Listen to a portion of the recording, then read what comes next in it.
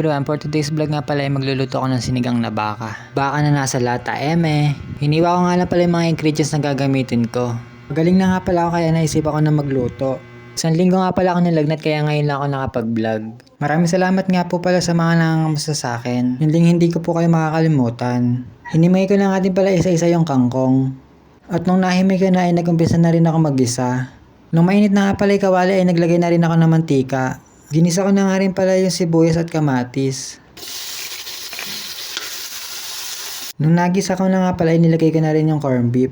Naglagay na nga rin pala ako ng mga seasoning. Parang masarap kasi ngayon may sabaw kaya naisip ako magluto ng sinigang na corned beef. Pagkalagay ko nga pala ng tubig ay nilagay ko na rin yung gabi ng lumambot. Fast forward nga nung malambot na yung gabi ay sinunod ko na rin ilagay yung labanos. At yung okra. Nilagay ko na nga rin pala yung sinigang sa sampalok with gabi. Nung nailagay ko na nga pala ay minekos-mekos ko lang ng malusaw yung sinigang sa sampalok.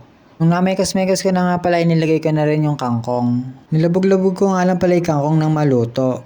After then, luto na yung sinigang na corned beef, pwede na tayong kumain.